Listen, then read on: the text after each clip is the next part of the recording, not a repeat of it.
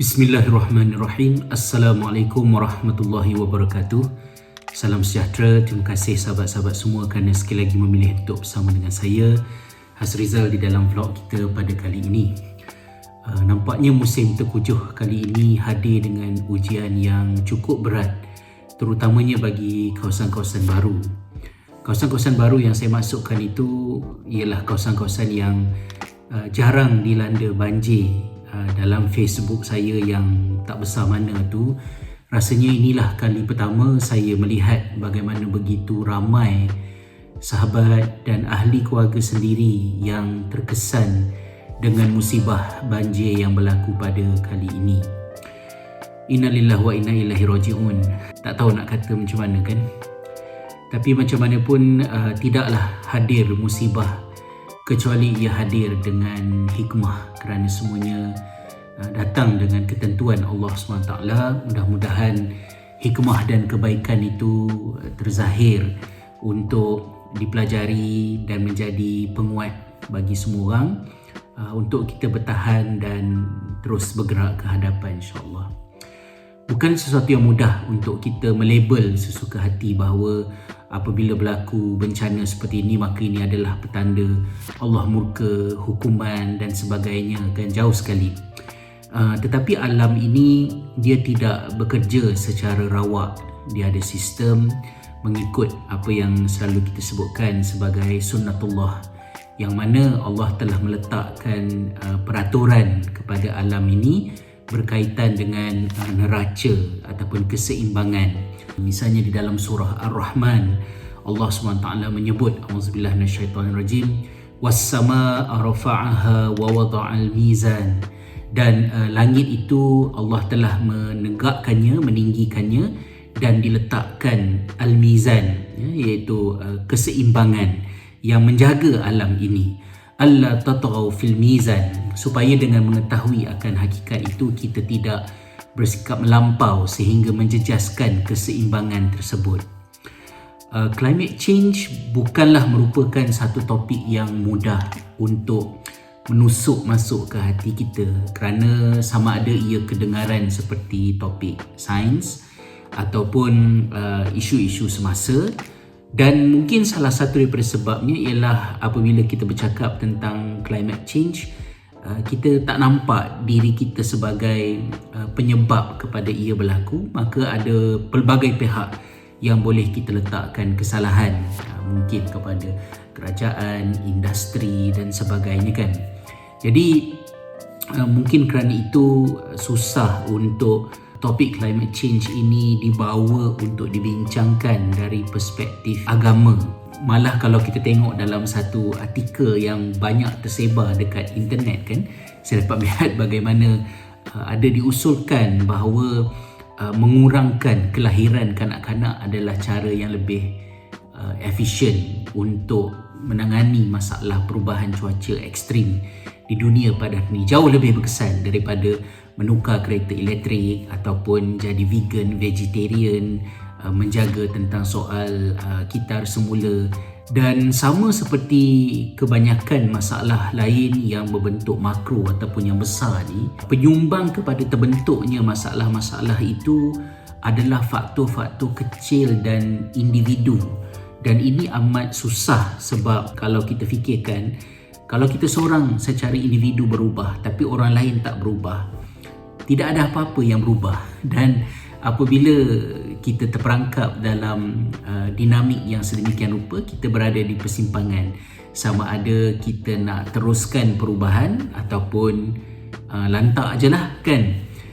Contohnya macam kita bersihkan rumah kita, keliling rumah kita tidak ada bekas-bekas yang menakung air, tak ada tayar bergolek ke apa ke, jadi tidak ada tempat untuk nyamuk membiak. Tapi jiran depan rumah kita tak macam tu, ataupun rumah yang dekat seberang jalan sana tak macam tu. Maka nyamuk Aedes mungkin tidak membiak di rumah kita, tapi dia membiak di rumah orang lain berdekatan dengan rumah kita. Dan nyamuk Aedes tidak akan hanya menyebabkan tersebarnya demam denggi hanya kepada yang membiaknya, tapi kepada sesiapa sahaja, termasuk diri kita sendiri. Jadi di sinilah kesukarannya. Kita boleh berubah, tapi kalau orang lain tak berubah, macam mana kita nak buat? Dan ini mengingatkan saya kepada firman Allah SWT, a'udzubillahi minasyaitonirrajim, wattaqu fitnatan lati la tusibanna alladhina zalamu minkum khassah wa'lamu annallaha syadidul iqab. Sadaqallahul azim, yang bermaksud dan takutlah kamu kepada bencana yang menimpa bukan hanya orang-orang yang zalim daripada kalangan kamu secara eksklusif, tapi dia menimpa semua sekali. Dan bertakwalah kamu kepada Allah, kerana sesungguhnya ketahuilah sesungguhnya Allah itu amat keras hukumannya ke atas kita. Surah Al-Anfal ayat yang ke-25. Jadi apabila korupsi melata, kerosakan tidak terbendung, amar makruf nahi mungkar tidak berlaku, tegur menegur tidak dapat dijalankan, maka dikala itu musibah akan melata, dan dia tidak akan hanya menimpa sekadar orang zalim, orang yang buat benda-benda yang menjadi punca kepada perkara itu berlaku, tapi dia kena ke atas semua orang. Dan bila dia terjadi dalam suasana macam itu, adakah orang jahat boleh jadi baik? Adakah orang baik boleh bertambah baik? Ataupun orang jahat, orang baik, dua-dua jadi jahat dan semakin jahat? Ini satu pertanyaan kan. Semasa saya di Finland dahulu, saya dapat menyaksikan bagaimana climate change ini berlaku dalam bentuk yang begitu ekstrim. Ya, kami tinggal di Oulu. Oulu ini hampir 700 km ke utara Helsinki dan lebih kurang dalam 200 km daripada sempadan garisan benua Arktik kutub utara lah kan. Jadi masa sekali pertama saya sampai ke Finland sekitar tahun 2015-2016, musim panas adalah lebih kurang dalam 13 lah ya, darjah Celsius. Nak mencecah 21 darjah Celsius tu pun hanya beberapa hari saja, dan itu adalah suhu yang sepatutnya untuk kawasan tersebut. Tetapi dari setahun ke setahun kami menyaksikan peningkatan suhu yang sungguh luar biasa sehingga mencecah 31 darjah Celsius. Ini bukan Malaysia, bukan Jordan kan, bukan Arab Saudi, ini adalah kutub utara.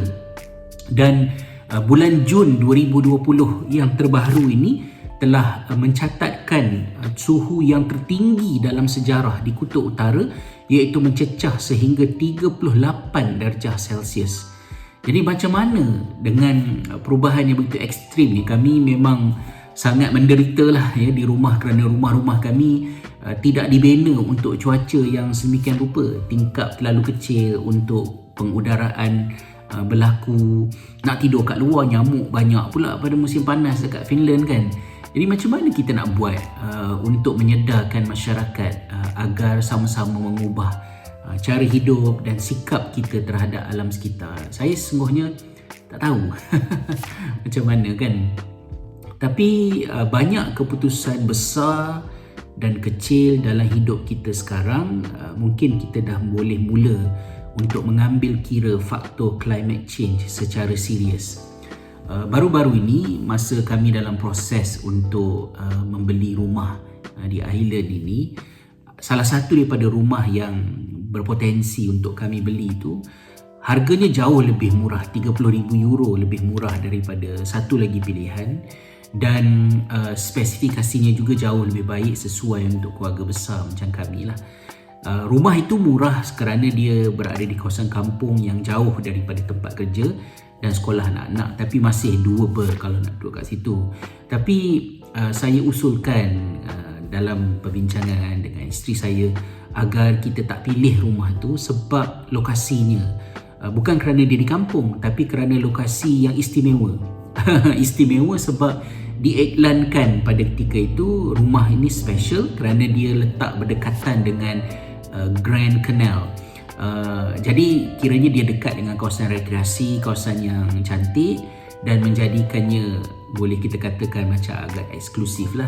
Tapi pada masa itu baru sahaja berlaku banjir besar dekat Jerman dan juga dekat Belgium, dan saya khawatir kanal itu menjadi punca air yang boleh mendatangkan musibah ya pada masa akan datang. Kita tak tahu. Jadi Kerana itu kami membuat keputusan untuk memilih rumah yang satu lagi, walaupun lebih mahal sedikit daripada rumah yang pertama, tetapi bukan sahaja lokasinya dekat dengan tempat kerja dan sekolah anak-anak, tapi dia juga berada di kawasan tanah tinggi. Dan ini bukanlah satu jaminan, sebab bila-bila masa saja kan, bila kita duduk dekat kawasan tinggi ni pula, island ni dari setahun ke tahun semakin diuji dengan taufan. Baru-baru ni taufan bara yang melanda Republic of Ireland dan United Kingdom. Tiupannya mencecah sehingga 150 km sejam.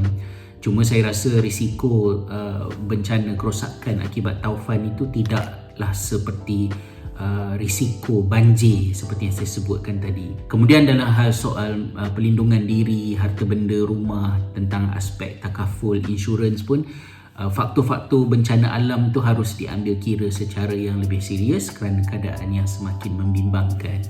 Ini adalah di antara keputusan besar dan kecil yang mungkin boleh kita fikirkan bersama-sama.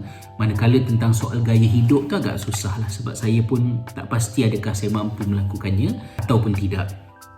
Sebagai permulaannya, contohnya semenjak daripada kami di Finland lagi dan sekarang ni di Ireland, kami patuh kepada undang-undang yang mewajibkan kami untuk menguruskan proses kita semula barang-barang buangan daripada rumah.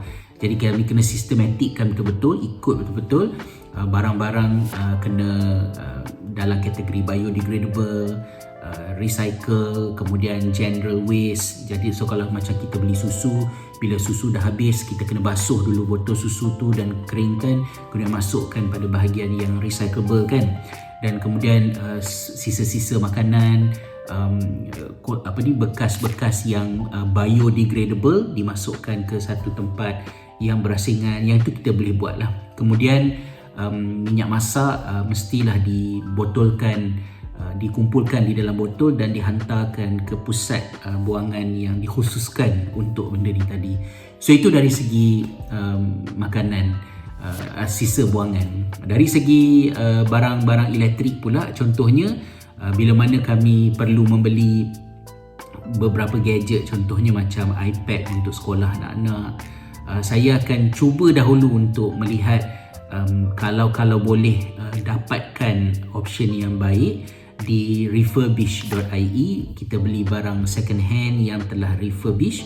Jadi barang-barang itu dapat mengelakkan daripada production yang baru dengan kualiti yang masih baik dan juga dengan harga yang lebih murah.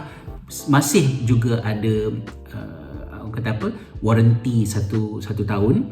Mudah-mudahan itu adalah antara langkah kecil yang dibuat. Dan company refurbish.ie yang selalu saya guna itu pula, setiap satu yang kita beli tu dia akan tanam sebatang pokok di kawasan-kawasan yang dimaklumkan, dan kita sentiasa mendapat laporan tentang perkembangan pokok yang ditanam itu. Itu antara cara yang mereka lakukan.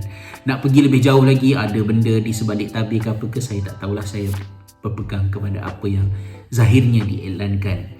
Manakala dari segi pakaian pula, saya cuba elak daripada fast fashion. Contohnya membeli pakaian yang pakai sekejap, macam produk daripada Zara, daripada Prima ataupun Pennies yang famous kan, H&M. Saya cuba elaklah daripada menjadi pelanggan kepada produk itu dengan membeli secara konsisten. Beli satu pakai per bulan, lepas tu pakai yang lain pula. Lagipun saiz pun tak berapa nak menggalakkan sangat kan. Itu antara beberapa perkara yang boleh dilakukan. Manakala dari segi makanan di rumah pula, kami secara berperingkat mengurangkan makan daging, makan ayam. Walaupun sebenarnya faktor yang lebih besar adalah berkaitan dengan mass production. Kalau betul-betul kita nak perbaiki hal ini, kita harus cuba untuk self-sustain. Maknanya belayam sendiri, tanam sendiri, makan apa yang ada.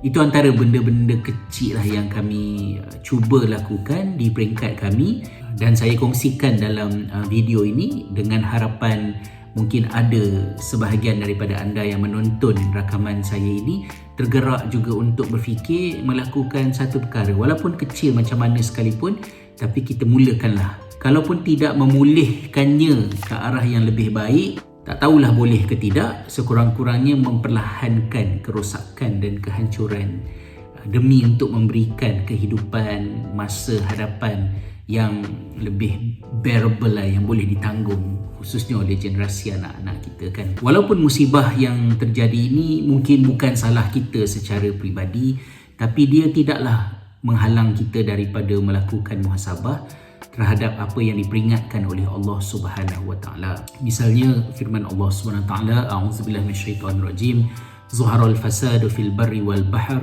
bima kasabat aydin nas liyudhiqahum ba'd alladhi amilu la'allahum yarji'un. Telah melata kerosakan di daratan dan di lautan disebabkan oleh apa yang dilakukan oleh tangan manusia sendiri, supaya dengan bencana itu Allah memberikan kepada kita untuk merasa sedikit daripada akibat perbuatan kita sendiri. Mudah-mudahan dengan sedikit kesusahan itu kita akan kembali kepada kebaikan, kebenaran, kepada apa yang sepatutnya, dan itulah harapannya mudah-mudahan. Wallahul musta'an. Moga Allah SWT menjaga dan melindungi kita semua. Wabillahi hidayah wa taufiq. Assalamualaikum warahmatullahi wabarakatuh.